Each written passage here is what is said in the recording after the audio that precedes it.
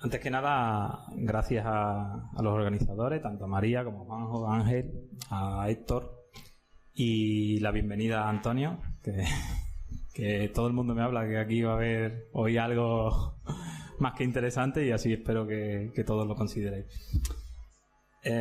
Como él ha dicho, yo he estudiado en Sevilla, estuve estudiando la carrera hasta tercer curso. Os recuerdo que Bellas Artes en Sevilla eran 5 años, y llegado tercero, por indicaciones de un profesor y amigo, me dijo que marchara al País Vasco, que es donde se hacía escultura de verdad, y que en el resto de España se hacían muñequitos.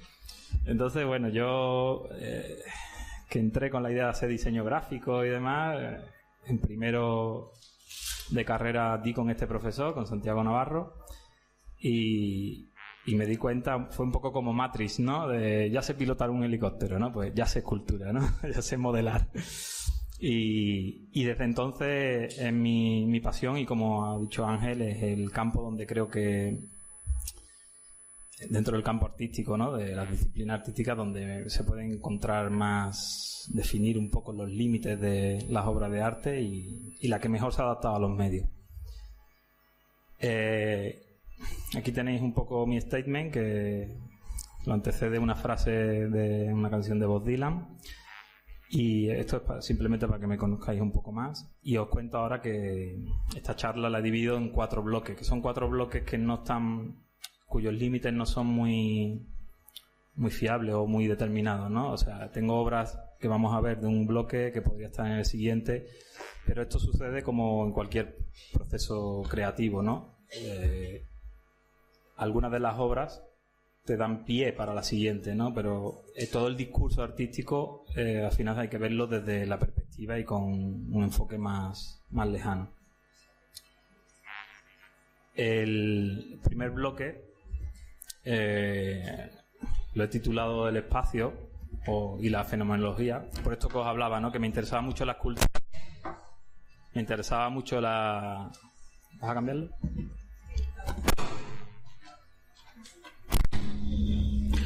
Pues si os estáis asustando ahora cuando pongamos los vídeos...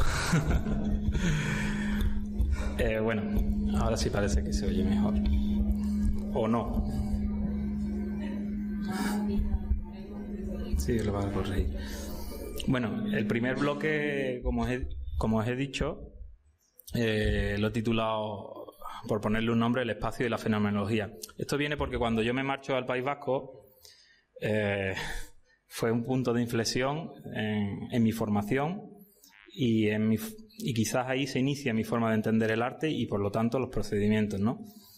Tened en cuenta que el plan que yo seguía, el plan de estudio que tenía en la facultad en Sevilla, era muy academicista, era el plan del año 82, creo, y yo me fui en el 2007 al País Vasco, empecé la carrera bastante tarde, y cuando llego allí, en la primera clase de escultura, la profesora nos dijo, venga, dibujad, para empezar a romper el hielo, en la primera clase del curso, y todo el mundo se puso a dibujar, y yo y un compañero que veníamos de Sevilla, íbamos de Sevilla, nos pusimos a dibujar el qué. Nos habíamos pegado 3 años dibujando modelos que, si no nos ponían algo delante para dibujar, no sabíamos el qué dibujar. Yo recuerdo que dibujé algo parecido a una rodilla o algo así. Y bueno, entonces la cosa es eso, que me fui al País Vasco porque mis referentes en aquel momento, formalmente, porque los desconocía, no los conocía mucho, era Chillida y Oteiza. Y ahora me gustaría que os cogierais todos de la mano y oremos. Yo lo voy a pronunciar. Tito Jorge, que estás en el cielo, santificadas sean tus maclas. Llega a nosotros tu conocimiento, hágase tu arte en la escuela como en el museo. Danos hoy nuestra caja vacía. Perdona Chillida, como también nosotros perdonamos a quienes admiran a Kunz. No nos dejes caer en la ornamentación y líbranos de Hirst.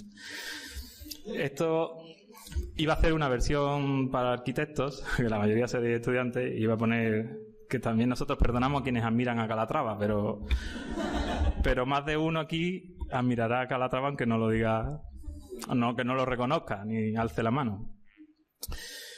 Pues bien, esto lo traigo porque es un apunte de mi libreta Y fue como una conclusión que yo llegaba y era, ¿todo el arte que yo haga pasaría el filtro de Oteiza? Probablemente no. O sea, me mandaría a la mierda como mínimo, ¿no? Pero siguió mi referente, siguió siendo mi referente y a día de hoy sigo pensando que es el mejor escultor que ha habido en la historia.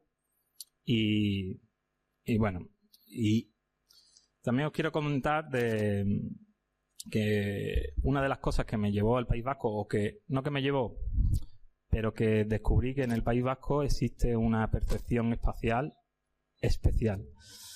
Y también lo he visto porque Oteiza habla de este punto, de este fenómeno o de este acontecimiento. Camino de la carretera que lleva de San Sebastián a Pamplona, hay un punto que en castellano se llama Dos Hermanas, que son como dos rocas muy grandes por las cuales en medio atraviesa la carretera, la autovía. Bueno, pues en castellano se llama Dos Hermanas y en euskera, no sé si hay alguien que hable euskera aquí, sería raro, pero se llama Espitarte, no sé si lo pronuncia bien. Si en castellano hacemos referencia a esos dos núcleos positivos de roca, ellos en euskera quiere decir el hueco del medio. O sea, ellos tienen una percepción y lo nombran en el euskera, tienen palabras que determinan los espacios vacíos. Y nosotros en castellano, el lleno, el macizo. Eso es súper interesante, no solo para la escultura, ¿no?, sino para también arquitectura, creo. También estando allí con el Guggenheim, tuve un acercamiento a la obra de Richard Serra y conocí esta lista de verbos que él hizo. Son como unos verbos que él emplea, ¿no?, a la hora de su metodología de trabajo de la escultura. De esta lista yo saqué hice una síntesis de esta lista, agregué nuevos verbos que yo le llamé verbos espaciales, ¿no? Y con esto yo empecé a desarrollar, o estos fueron la pauta, el camino, ¿no? Me marcaban el camino a seguir en mi producción. Y bueno, estas eran mis intenciones, ¿no? Completar el espacio, ¿no? Yo quería conocer el espacio, ¿no? Y estos eran, pues, un poco los fundamentos de las esculturas que desarrollé allí. Que al final era hacer este espacio pleno, ¿no? Y estos son algunos de los trabajos que desarrollé allí en la facultad todavía, ¿no? Son trabajos que espero que lo entendáis como lo que son, trabajos de facultad, no son nada muy definitivos. Pero bueno, los que hago hoy en día tampoco lo son, pero sí que se puede, es parte del desarrollo, ¿no?, y de la formación constante. Claro, en este tipo de trabajos también fue, como os dije, un punto de inflexión bastante grave, porque al igual que habíamos pegado tantos años dibujando en Sevilla, los proyectos escultóricos en Sevilla se hacen, o el proceso con el que me tocó dar, es en base a la regla de las 4P, le llamaba, que era perfecta planificación previene percance. Y claro, yo estaba convencido que esos percances, entendidos como errores técnicos, errores, muchas veces son aciertos plásticos, ¿no?, que te abren un mundo de interpretación. Entonces, cuando llegué al País Vasco, también nos hicieron una especie de hincapié en la fenomenología, entendida como ponte a trabajar sin una idea previa, ponte a trabajar con lo que tengas alrededor. Entonces, bueno, pues yo iba acarreando como un chatarrero todo metal que caía en mis manos, maderas y cosas así, y empezaba a trabajar. Y entonces todos estos trabajos están hechos de alguna manera con ese sentido de la incertidumbre, de no sé bien qué estoy haciendo. Obviamente esta columna no me encontré ese trozo de madera y yo solo no podía acarrearlo, ¿no? Pero bueno, quería mostraros estos tipos de trabajos que se van construyendo así, de esa forma, ¿no?, con esa metodología. Igual que este empecé con chapas de acero y demás. Bueno, mentira, empecé con el marco de madera y después construyendo, pero al final era como el que pinta, ¿no? Mis pinceladas pues eran planchas de acero. Y algunos otros trabajos en este mismo sentido. este es un poco distinto, esto es una maqueta, lo reconocéis como tal, y fue porque en una asignatura de arte público, pues como ejercicio nos plantearon hacer una obra pública, bueno, el estudio de una obra pública en Bilbao. Y yo elegí un punto en la ría, que este punto blanco está en la ría, a la altura de San Mamés, en Zorrozaure. Y bueno, a mí se me ocurrió hacer esto, que era un poco a final de curso, y bueno, que me recuerda tanto todo eso que había mamado de Oteiza, de Chillida y sobre todo de Richard Serra en este sentido. Y posterior a mi estancia en el País Vasco, me fui de Erasmus y me fui a Milán. No volvería a ir a Milán ni aunque me apuntaran con una pistola. Me parece la ciudad más fea de Europa, por lo menos de las que conozco, a excepción del Duomo y poco más. Y además fue una ciudad que era fría para mí, a mí se me hacía grande, no sé, no llegué a estar del todo cómodo.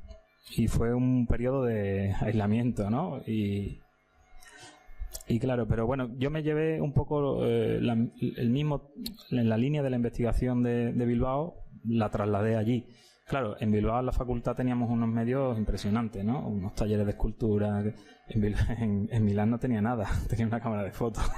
Entonces, y ahora veo que es recurrente la fotografía, siempre que no tengo medios a mi alcance, siempre investigo con la fotografía. Pero me seguía interesando lo mismo, ¿no? Esos espacios, el vacío, el lleno, esos ángulos que son muy oteicianos también. Y bueno, hice una serie de fotos que eran pues esos patios, y yo le llamé aislados, ¿no? Porque son como pequeñas islas de espacio vacío. Después, evidentemente, esto tendió a un desarrollo posterior, que ya no me limité en patios, sino en fotografías de calles, y lo único que hacía era cambiar la perspectiva, ¿no? La perspectiva de la toma fotográfica. Y con esto, pues, son fotos de distintas calles, de distintas ciudades, y uniéndolas, pues creé una calle ficticia, que era como... Le titulé Ushita Persa, que era como salida perdida, ¿no? Porque yo salía a la calle y me encontraba perdido completamente. Pero bueno, veía que se me creaban espacios negativos y con los positivos que eran bastante interesantes. Posteriormente, con esto lo desarrollé. Bueno, muchas veces los artistas, y aquí hay unos cuantos, hacemos lo que podemos, ¿no? Y con los medios que tenemos. Yo lo que quería hacer era una gran instalación a modo de la materia del tiempo de Richard Serra, ¿no? En el que tú pudieras entrar y que eso estuviese definido por la fotografía que estaba en el techo retroiluminada. Pero bueno, todo esto quedó en algo como proyectual y bueno, y se generaba experimentalmente, ¿no? Esto ya fue en Argentina, que si bien antes hacía fotos en la calle mirando al cielo, la cámara en la misma posición pero dentro de casa, porque estuve 3 meses encerrado preparando la tesina, que yo miraba por el balcón y digo, vale, estoy en Argentina, pero no lo noto. O sea, lo notaba cuando bajaba a comprar algo, ¿no? Por el acento de la gente, pero estuve enclaustrado 3 meses en casa. Y de lo cual surgió este pequeño proyecto, que son esos, pues imágenes de elementos arquitectónicos que eran elementos arquitectónicos principales, como podría ser esta viga. Ahora me diréis, no, eso no es una viga, no lo sé, parecía que era constructivo, ¿no? Un elemento constructivo, y elementos funcionales, o no sé cómo lo llamáis en arquitectura, ¿no? Una lámpara con un ventilador. Aquí no se aprecia bien, pero hay una moldura de escayola, algo ornamental. Otra vez el alicatao con una viga y bueno, y las paredes y más elementos ornamentales. Un segundo, os voy a poner un pequeño vídeo, no lo vamos a ver entero porque después al final sí vamos a ver algunos vídeos que son cortos, pero bueno, no quiero... Disculpa. Esto simplemente son esas fotografías de antes en las que, aparte de... Voy a quitarle el audio porque no tiene nada que ver con la obra, pero bueno, son esas imágenes que yo había hecho y esa confrontación de los elementos arquitectónicos con los ornamentales de una casa. Y Y se me ocurrió hacer esta libreta, confrontándolos más aún, estudiando la composición de esa libreta. Y es una libreta que es, ¿cómo se llama? Acordeón. Y bueno, que me permitía todo este juego, ¿no? Haciendo aperturas en el soporte y confrontándonos algunos de los elementos que hemos dicho. Lo bueno de esta libreta también, no sé si aquí se puede ver, que claro, podías abrirlas en 2 o en 3 o en 4 y siempre trataba de que todo encajara con eso, ¿no? Con esa idea de confrontar un elemento constructivo y un ornamental. Y esto también surgió probando cosas, experimentando, probando, pero el hecho de tener esa libreta en la mano es aparte de un placer de juego que resulta bastante interesante. No sé si se está viendo. Sí, se ve. También estuve en Rosario, en Argentina, y también allí hice otra pieza. Como vais a ver, seguía encerrado en casa. Y que era esta. Mi tesina, en la tesina yo traté de investigar un poco más sobre las concepciones espaciales y dividiendo el espacio como el espacio físico, el experimentable, el que se puede transitar, o el irreal, le llamé, que es el espacio de la geometría, ¿no? Que es algo más teórico, más conceptual. Y en esta pieza volátil intenté mezclar ambas concepciones, ¿no? Desde el reflejo, la representación del espacio, porque en esta habitación parece como que hay, o sea, en el reflejo de esta ventana, de esta manta, parece como una profundidad y demás, ¿no? Se me ve a mí, o se me intuye, grabando el vídeo. Y bueno, y esto viene también... viene un poco en relacionar la obra de Richard Serra y la de Anish Kapoor, que hay una obra de Anish Kapoor que no sé si conocéis, pero es muy similar a la de Richard Serra, pero son unos metales pulimentados que deforman la imagen del espacio donde está dentro. O sea, divide el espacio físicamente por la pieza, la plancha metálica, y además altera la representación de ese espacio por su imagen. Y una cosa similar quise hacer con esto, ¿no? Pero algo muchísimo más sutil, obviamente. Después de estar en Argentina, volví aquí a Sevilla y bueno, pues me enfrenté un poco al salirme del mundo académico, ¿no? Aunque, como bien dice Ángel, estoy matriculado, soy doctorando, pero tengo la tesis la tengo aparcada, ¿no? Es como alguien dijo, la tesis ni se crea ni se destruye, solo se pospone. Yo lo estoy posponiendo. Pero bueno, algún día, quién sabe. Bueno, pues vuelvo a Sevilla y este bloque lo he titulado Representación. Los demás bloques, no os asustéis, no van a ser tan largos. Ahora vamos a ir más rápido. Le titulé Representación porque en todo lo anterior se despertó en mí un interés en el campo de la representación, no por la representación en sí, sino por la presentación, porque entiendo la escultura como la presentación de algo que está ahí, ¿no? Igual que mucha pintura nos remite a un significado que no está en el cuadro, ¿no? Que es teórico, y también alguna que otra escultura. Pero yo creía siempre que la escultura está ahí, comparte tu espacio y te habla de tú a tú. Y lo que hay es lo que ves, o puedes tocar y demás. Entonces empecé a hacer algunos trabajos que me interesaban en ese sentido. Le titulé Iceberg, es una maquetita, pero me interesaba, igual que en los anteriores, el espacio y la representación del espacio, ese espacio físico, real, transitable, imaginándomelo esto en mayor tamaño, ¿no? Y ese espacio, digámosle, mental, ¿no? Como la geometría, ¿no? Como la continuidad de estos cubos debajo de la superficie. Alguien me ha dicho que si se me ocurrió metiendo una galleta en un vaso de leche, cosa que no es así, pero Pero bueno, no, se puede intuir un poco cómo esos cubos continúan bajo el plano de la superficie blanca. Sí.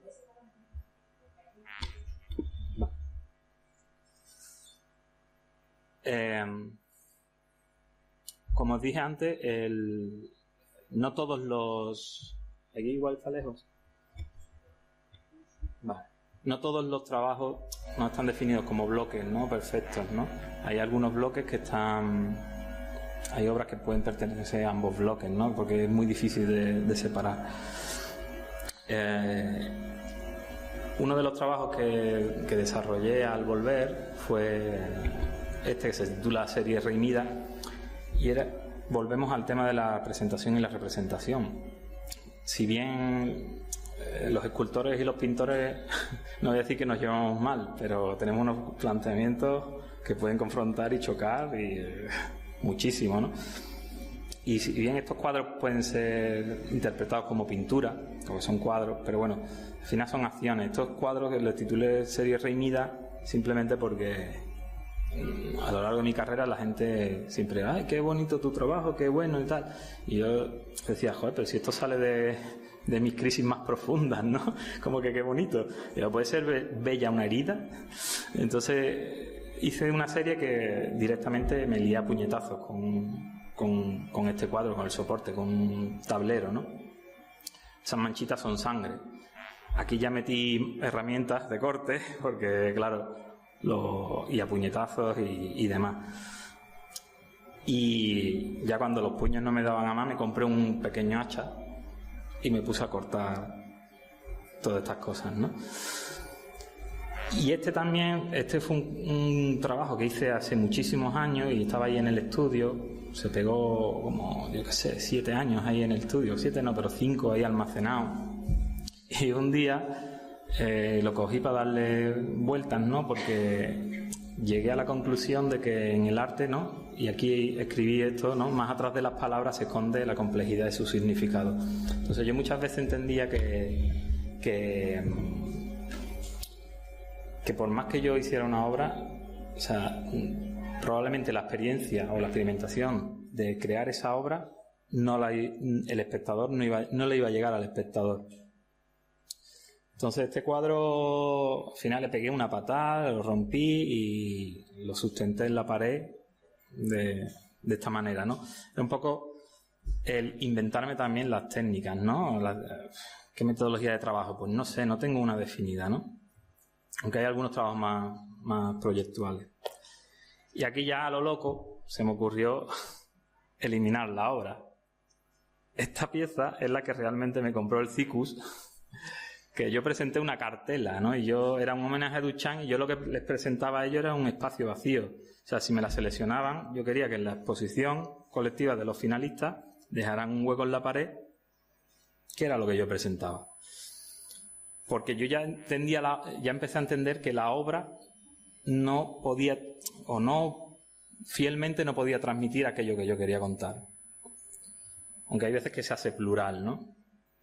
Y con esto quiero decir que cuando tú haces un trabajo y viene alguien y te da una lectura que tú no tenías sobre esa obra, pues es enriquecedor, ¿no? Y que se te escapa de las manos, ¿no?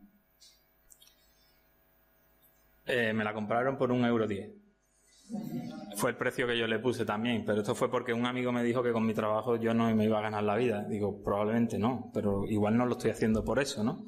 Digo, yo con tener para un café, y por eso le puse el 1,10 €, que cuando me lo fueron a pagar me querían descontar el IVA, el IRPF. Digo, no, pero no, al final me dieron el 1,10 €. Pero no, me salió redonda la jugada porque es obra en colección, es catálogo, es premio. Digo, joder, y fue curioso. Pues, y después, este es el proyecto que yo entiendo por el cual ellos se fijaron en mi trabajo, que es obsolescencia programada, que bueno, en el que yo ya empecé a experimentar puramente, ¿no? Esta pieza fue la primera, todavía no sabía yo que ese proyecto se iba a llamar así, ni siquiera. Y fue la primera que hice en un estudio que entré, aquí hay 2 compañeros míos de estudio. Y fue la primera que hice en el estudio, con el estudio recién estrenado, y se me ocurrió pues eso, pues prenderle fuego a estas cerillas. Todavía mantenía yo ese interés por la representación y la presentación, ¿no? No sé si se quita esto. Tenía ese interés, ¿no? Y era como... Además, estas obras que ya el carácter objetual desaparece, ¿no? Ya es como una acción. No tenía yo claro... Era como pasar de la presentación del hecho de cuando quemamos esto y lo grabamos a después su visionado, que es la representación de lo acontecido,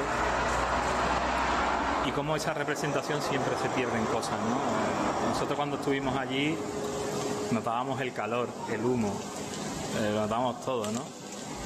Y les quiero agradecer que me dejaran hacer esta locura, porque parece pequeño, pero la que liamos fue importante. Y no solo que me dejaran, sino que vinieron a ayudarme a grabar. O sea, ya es como, vale.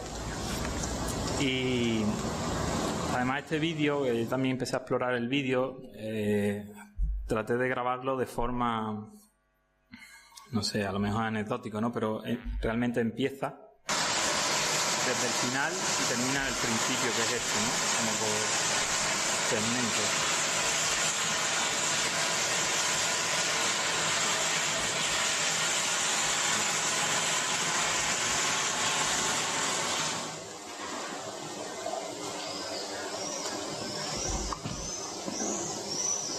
No es necesario que lo veamos entero, vamos a ir porque ahí tengo bastantes vídeos más. Opa.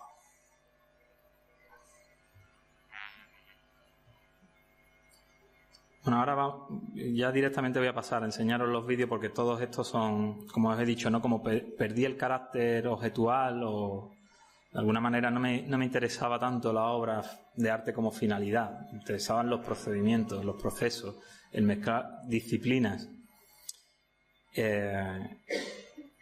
Entonces, lo que me quedan de estas obras son el registro, ¿no? El registro gráfico. No tenía ni idea de electricidad tampoco, pero me puse a hacer pequeños circuitos, tampoco que sea un experto en electricidad ni electrónica, pero circuitos que, combinando distintos circuitos que se autoactivaban para autodestruirse. Me imagino que vosotros todos sabéis lo que es la obsolescencia programada, no hace falta explicarlo. Todo esto surgió tras ver el documental titulado Obsolescencia Programada, que un poco fue el leitmotiv de este proyecto. Lo obsoleto como punto de partida para la reflexión, la destrucción como parte implícita en cualquier proceso creativo, y la creación de nuevas metáforas y nuevas simbologías dentro de las culturas. Cuando digo dentro de las culturas, no quiero decir la cultura mundial, global, digo la mía, porque siempre he entendido el arte como un proceso de maduración del hombre, y para el hombre, como decía Oteiza, ¿no? Y bueno, pues entonces empecé a mezclar distintas disciplinas y distintos... Y nos hemos perdido... distintas técnicas, distintos campos de conocimiento. En este sentido metí hasta ya goteros y demás, porque mi planteamiento era qué podía más, la razón, la fuerza, ese tipo de cuestiones.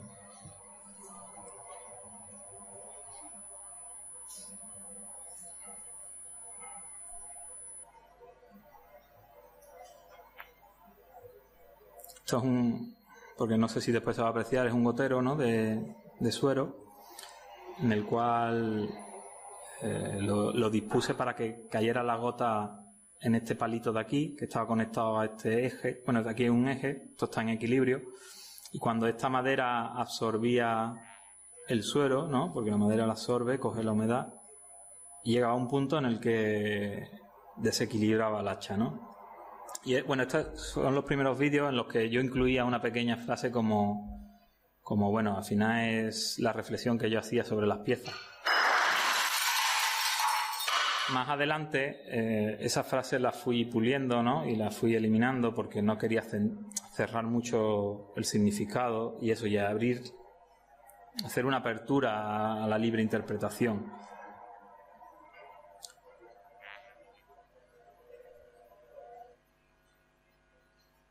Y esta pieza, que creo que es de las que más ha gustado de todo el proyecto, está basada en una obra de Félix González Torres, ¿no? ¿Era? Félix González Torres. La obra de Félix González Torres se titula Perfect Lovers y yo le llamé Imperfect Lovers.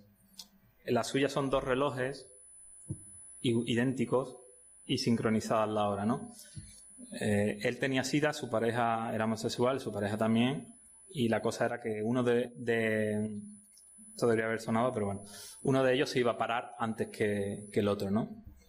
Y un poco me basé en esto, pero desde esa visión de la violencia, ¿no? En las relaciones y en las relaciones sentimentales.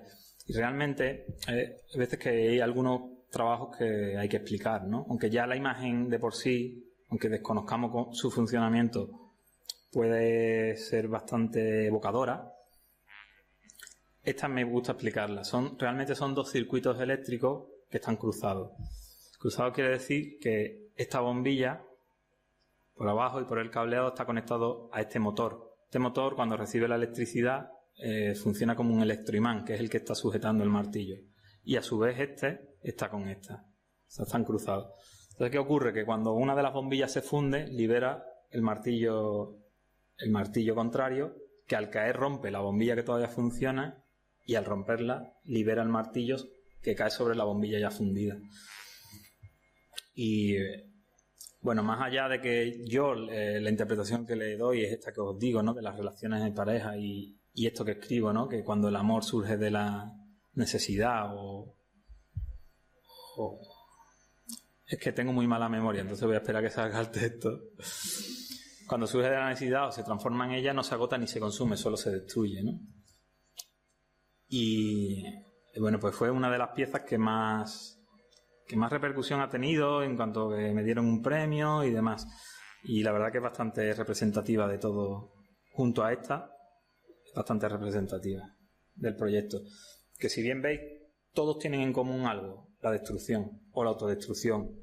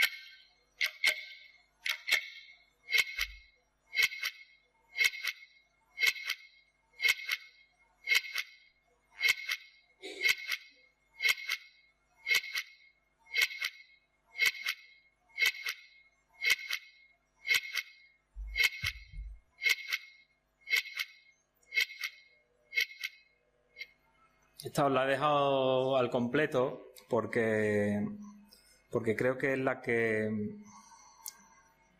mejor puede contar o con la que mejor se puede entender un poco la percepción o la concepción del arte que yo tengo, ¿no? Y de lo poético. Porque son elementos que todos reconocemos, son sencillos, el mensaje es directo, es raro, es extraño, pero yo siempre he entendido lo poético como una forma, una intuición o forma de verdad subjetiva, pero que al mostrar estos trabajos, cuando la gente insisto en lo mismo, ¿no? Da su propia lectura, ya sea común a la tuya o no, la hace suya, se hace plural y se convierte al final en una verdad objetiva, y a eso creo yo que es lo que le llamamos poesía, ¿no? Podemos coger cualquier poema y decir, joder, es que es eso, ¿no? Y hay una frase que siempre recuerdo de la película esta del poeta, el cartero de Neruda. No sé si lo habéis visto, la recomiendo, pero el cartero era un hombre así con pocas luces, y una vez Neruda le recita uno de sus poemas y dice, ay, pero ¿me lo puedes explicar de otra forma? Y dice, no, la mejor forma que la puedo explicar es como te lo he escrito, ¿no? Pues esto creo que es lo poético, ¿no? Y esta pieza creo que es importante por eso, porque en ella se concentra todo este acontecer de lo poético. Después esta, que lo vamos a ver un poco más en grande porque tengo un pequeño juego.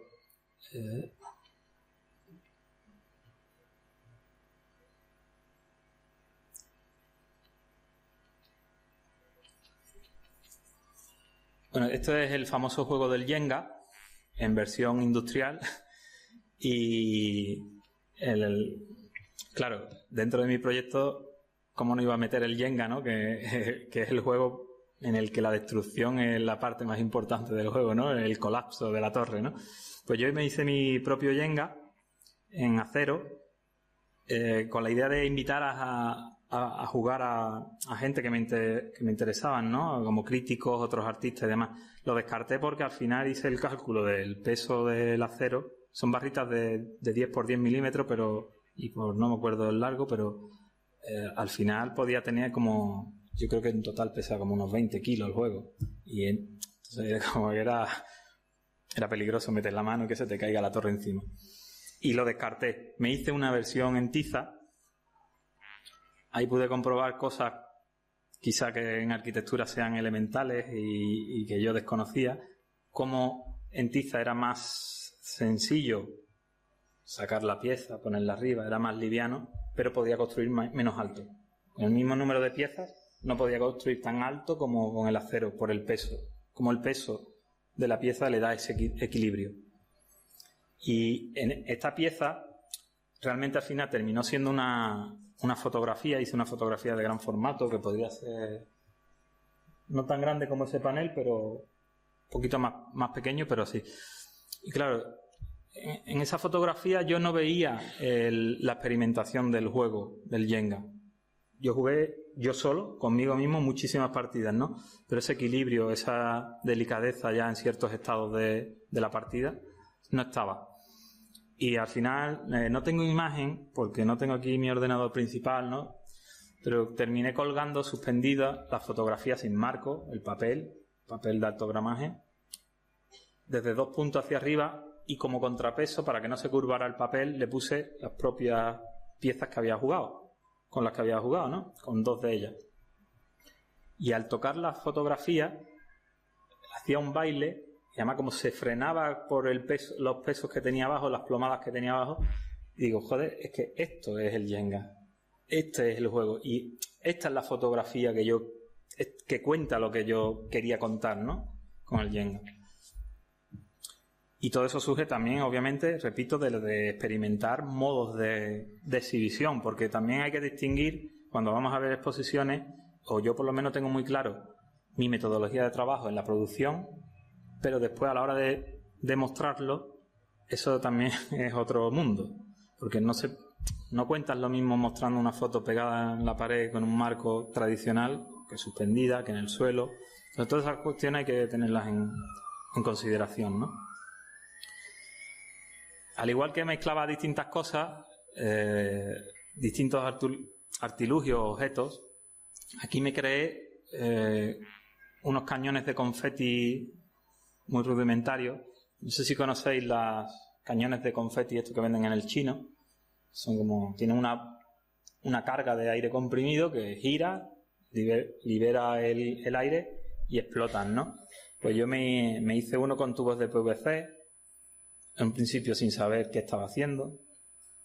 Aquí mi compañero tenía un trípode o, ¿cómo se llama? De esto de una partitura, ¿no? Y nos pusimos a ver qué pasaba ahí, ¿no? Y al final me resultó un objeto interesante, extraño, agresivo, porque cuando te los encuentras mirando de frente, aunque no sabes que es un cañón que está cargado, es algo que te está apuntando, ¿no?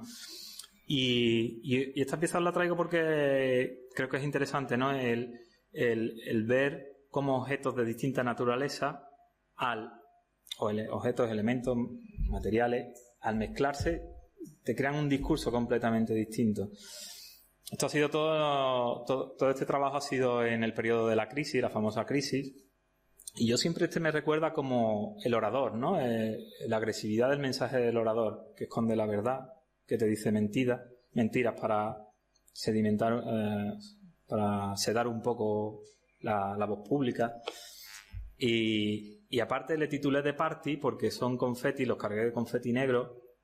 Porque, no sé, parece que había una fiesta, ¿no? Que los políticos viven en una fiesta perenne a la que no nos invitan y es como una fiesta de luto.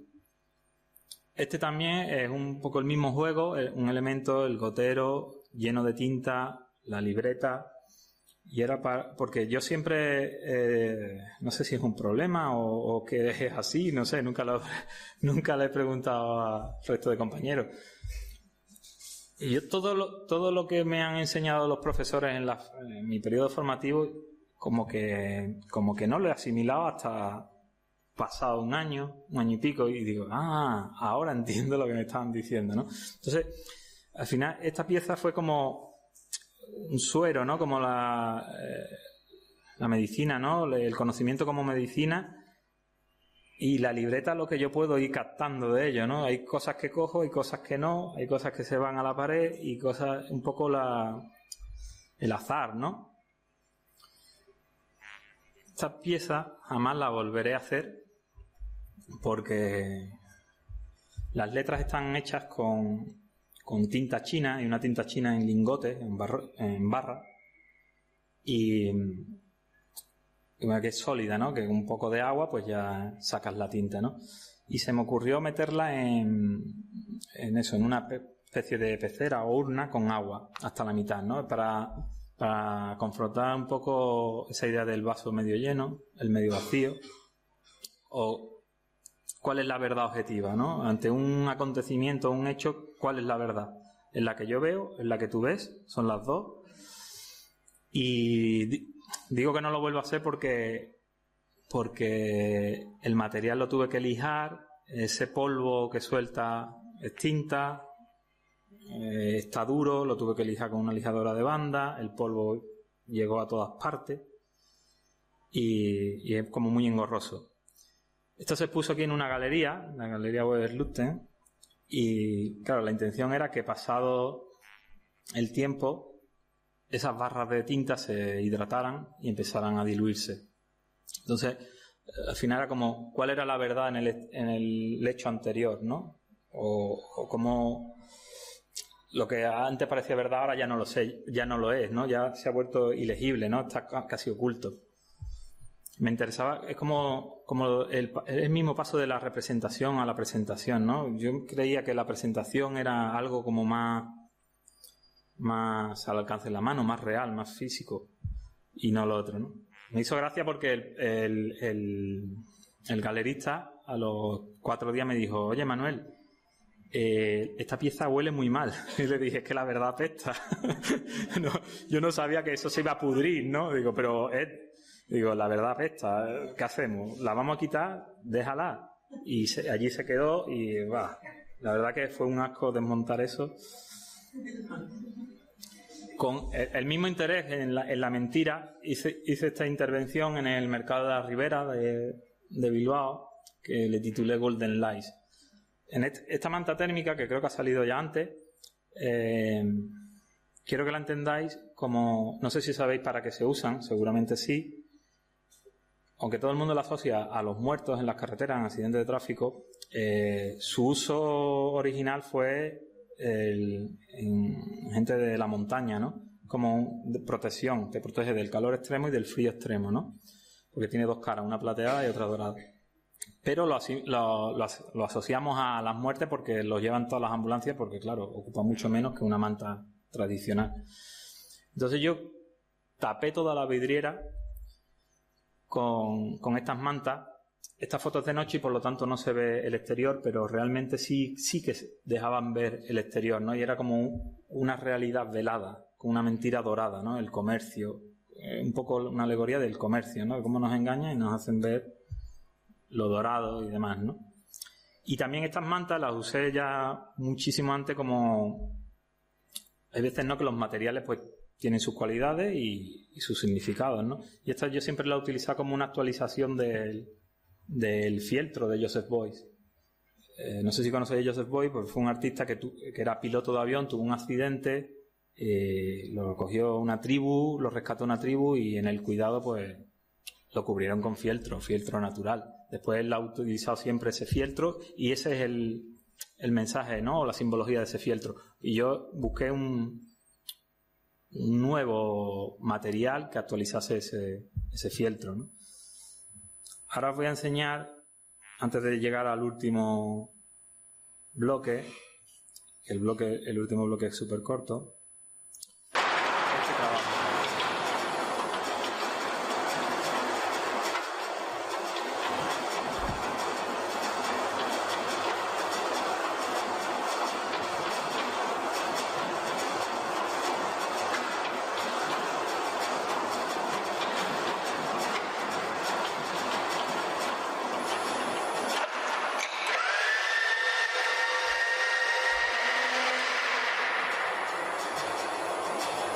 Esta pieza la titulé Work in Progress y como veis es una impresora, no sé qué de qué os reís, súper serio esto. No, hombre. Como veis es una impresora que, bueno, un poco el rastro de obsolescencia programada, que ya lo había dado por fin quitado, pero que todavía estaba ahí, ¿no? Y una impresora que está conectada a internet y a su vez, como habéis visto, conectada mecánicamente o físicamente a una destructora de papel, que todo lo que recibe en ese correo electrónico que tiene asociado lo imprime y automáticamente lo destruye. El problema aquí, el asunto es que yo publiqué una oferta de empleo falsa y todo lo que está destruyendo son currículum de gente. O sea, aquí di un paso del objetual a ya ser una acción real. Acontece en la sala de exposiciones sin que los que intervienen son conscientes. Ahora me podéis reprochar que éticamente está muy mal, lo sé. Solo lo he hecho 3 veces, de ahí los 3 montones de papel. Yo soy desempleado también. Por poco, vi la oferta y por poco me apunto. No, pero el año que yo hice esto, el año siguiente, en Arco, en febrero, lo hice en el año anterior, en febrero todo el mundo, oye, ¿has ido a Arco? No. ¿Has ido a Arco? No. Tienes que ver la pieza de tal. Ve a la galería tal. No fui, pero todos me indicaban a Adrián Meli, que es un artista cubano, iba a representar una galería de Barcelona, y era exactamente lo mismo. No lo mismo, pero estaba destruyendo currículum. Y era una chica la que los destruía. Claro, yo al verlo digo, no me lo creo. Contacté con él por Facebook, le conté, digo, cuéntame, ¿cómo has hecho esto? ¿Cómo has llegado a esta conclusión? Mira lo que yo he hecho. Los dos encantados del trabajo del otro. Pero claro, yo le pregunté, digo, ¿cómo has conseguido tú tantos currículum? Porque yo publiqué ofertas de empleo, como ya habéis visto, muy rudimentarias en la calle. Tampoco quería un alcance fastidiar a mucha gente. Aunque sigo pensando que las esperanzas en aquel entonces, que hace unos años, tú mandas currículum como el que... A ver si... O sea, que no es que esté... ¡Ay, me van a llamar! Bueno, pero este chico sí publicó una en Infojob y consiguió como 5.000 currículum, y lo que hizo es entrevistar a 10 de los opositores y contrató a una para destruir los 5.000 currículum. Eso lo grabó en vídeo y tal. Digo, bueno, entre cabrones nos entendemos. Pero a mí me sirvió lo suyo porque dije, bueno, él ha fastidiado 4.999 personas. Porque todo el mundo, ¿y por qué no has contratado a nadie? Digo, ya lo han hecho. Y yo, al final es lo mismo, ¿no? Es casi lo mismo. Y las ofertas las puse poco tiempo y fueron muy limitadas, ¿eh? Bueno, y ahora ya el último es Shelter from the Storm, que es un poco un proyecto que hice posterior al Obsolescencia Programada y que recoge todas las cuestiones ligadas al engaño, a la mentira, que habían quedado un poco sedimentadas en el proyecto anterior. Igual que me lié a puñetazos con el cuadro, lo estoy diciendo para defenderme todavía, porque consideraba, no puedes hablar de amor si no te has enamorado, no puedes hablar de una ruptura sin ruptura, pues igual no podía hablar de la mentira sin mentir, y de ahí esa pieza, ¿no? Work in Progress, fui partícipe de la mentira, ¿no? Puse el anzuelo. Y ahora aquí, que igual se mezclan algunos proyectos menos experimentales, como este que es Mare Nostrum, que son salvavidas de hormigón, de cemento armado, y bueno, ya os podéis imaginar a qué hace referencia Mare Nostrum, ¿no? Todos los muertos que hay en el mar Mediterráneo, que persiguen, y estas son las lecturas que yo hago, que persiguen el sueño. Yo el sueño siempre nos lo han vendido como ten una casa, ¿no? Y la casa yo, vosotros no sé, el hormigón lo veo vinculado a la casa, ¿no? Digo vosotros no sé porque conoceréis muchos más métodos arquitectónicos que yo. También este, que fue un juego de perspectiva, no sé cómo se verá desde ahí, la imagen, una intervención en la calle, que son la famosa foto del Ailán, el niño que murió, que se encontraron en la costa. Y fue un estudio de perspectiva de distancia. Quería meter la distancia y el problema, ¿no? Cuando salías por esta escalera esto fue en Pamplona, no entiendes la imagen, pero cuando venías desde la calle del fondo se veía la imagen perfectamente. Y es como para hablar un poco de eso, ¿no? De los problemas cuando están lejos a nosotros son menos problemas para nosotros, claro.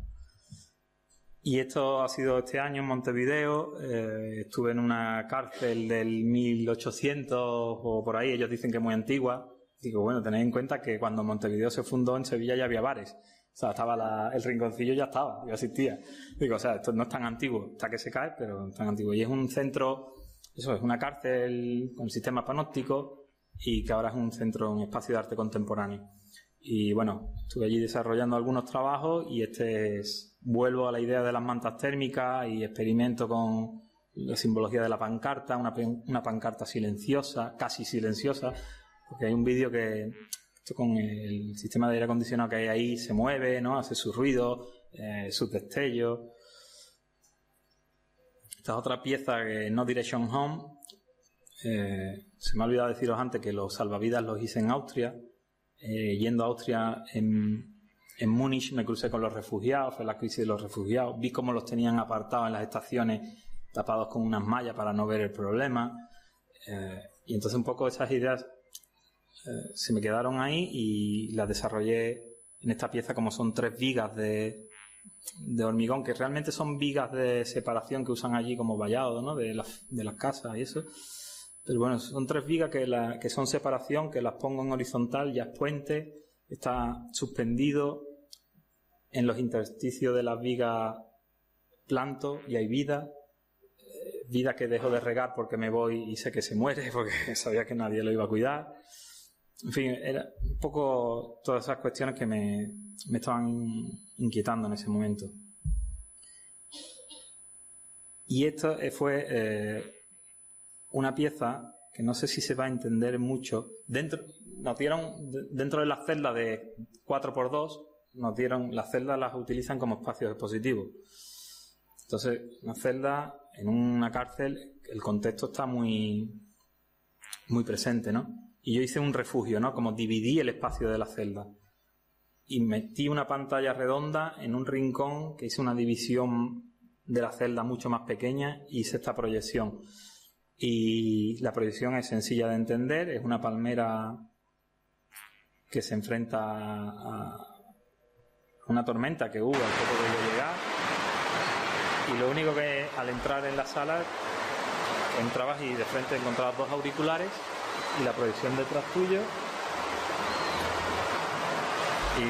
Y es curioso porque, claro, en fenómenos como una tormenta o lo que sea, o una crisis, yo entendía que hay 2 posiciones, ¿no? El desfavorecido y el favorecido, el que sale favorecido. Entonces quise meter ese azar, ¿no? De ¿por qué no nos ha tocado a nosotros la crisis? Pues no sé, por suerte o por desgracia te ha tocado. Entonces puse en los dos auriculares pistas de audio distintas. En esta puse la canción de Bob Dylan que da título al proyecto, Shelter from the Storm, que era como ven que te doy cobijo, ¿no? De la tormenta. Y realmente la experimentación de la pieza es muy distinta dependiendo del auricular que cojas. En la inauguración me hizo gracia que un padre y un hijo, el hijo, papá, escucha, con el acento de Montevideo, escucha. Que no, boludo, si es el mismo. Papá, escucha, que no, ¿eh? Se lo pone y dice, se queda así. Cosas que tampoco me importan que alguien no entienda la obra, no sé, era completamente azaroso. O sea, te lleva una percepción de la obra como el que se ha ido a tu lado y ha visto otra obra, ¿eh? Porque realmente era otra obra. Y ya para terminar os enseño los últimos proyectos que están en desarrollo y que quiero que entendáis también, pues, como eso. Ahora estoy en el País Vasco viviendo, no tengo estudio, pues tengo la cámara. Pues, y hay montañas, y piedras y mucha lluvia. Pues son piedras extraídas de la montaña, o sea, son fotografías de la montaña que superpongo a la fotografía de una piedra de esa montaña. Es como unir la parte y el todo en uno solo, dándole prioridad a la parte, no al todo, que sería lo más representativo.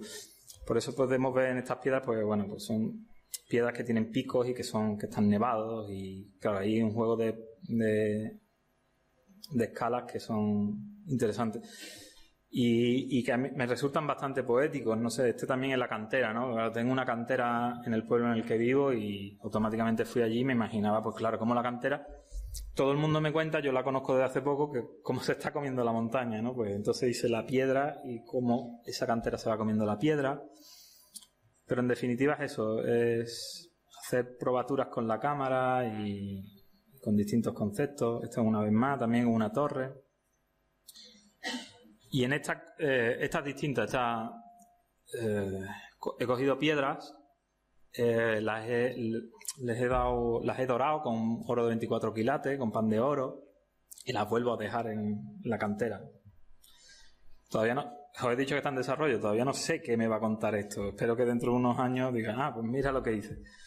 Ahora mismo lo estoy haciendo, o sea, no me paro mucho a pensar, porque muchas veces si me paro a pensar todo, me paralizo. O sea, no hago nada. Siempre le voy a ver el fallo, ¿no? La regla de las 4P. Y yo no la sigo. Y a su vez, siguiendo con las piedras, en Montevideo y en Argentina estuve comprando pequeñas piedras semipreciosas, minerales y demás. Y ahora quiero hacer, no recuerdo el nombre del mineral, esta es la fotografía del mineral que compré y lo que quiero hacer es, con un programa de 3D, Blender, quiero hacer pues una copia mimética de esa piedra, pero que sea irreal. Y esta imagen, tanto esta imagen y esta, no son mías, son de César Salcedo, un chico que he conocido por Facebook y que se dedica a hacer paisajes virtuales para videojuegos y demás. Y tiene un tutorial sobre estas piedras que lo que me resulta interesante es que son piedras que no están modeladas. No sé si conocéis, supongo que sí, cómo funciona la texturización en los programas de 3D. La mayoría de los casos usan una imagen de maps, un bitmaps, una imagen de la realidad, y como si fuera una piel la ponen a ese objeto modelado. Pero él no. Él ha hecho un programa procesual que matemáticamente te genera estas piedras, ¿no?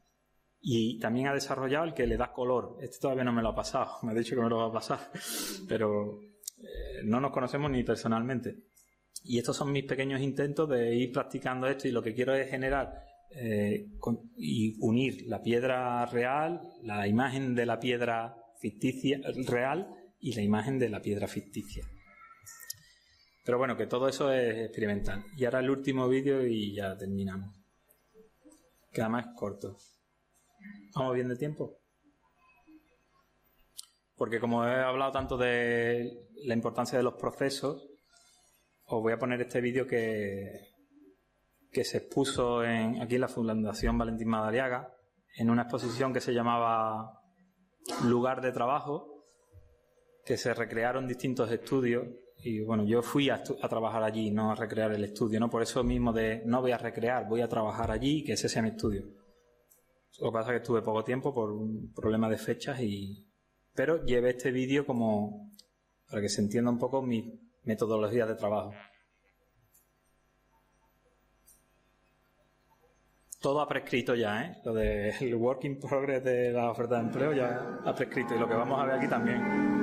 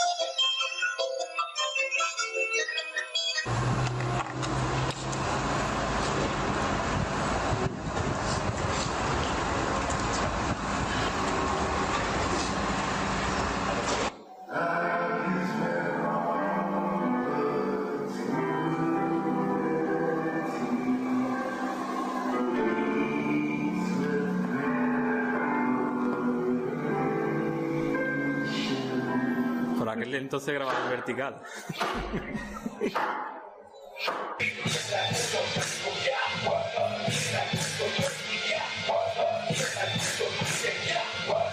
Sube un poco de la derecha, porque aquí abajo, ahí. Pero no va, ahí.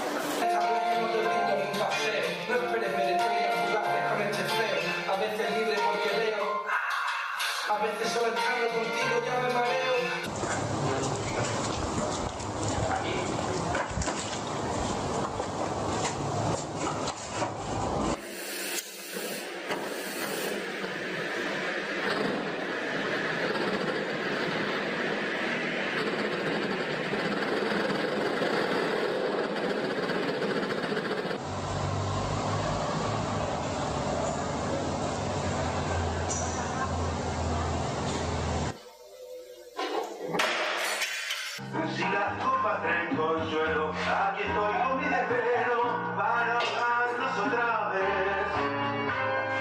Quiero emborrachar mi corazón para después poder brindar por los fracasos de un amor.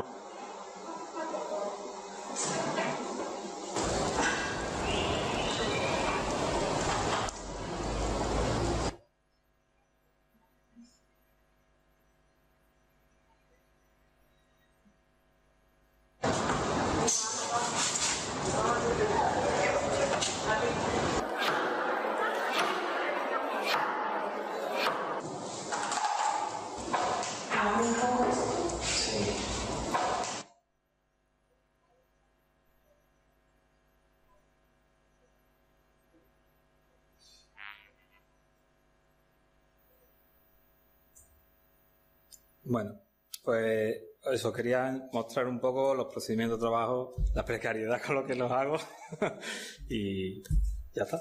Hasta aquí creo que llega mi charla y después veremos a ver qué surge. Así que nada, muchas gracias.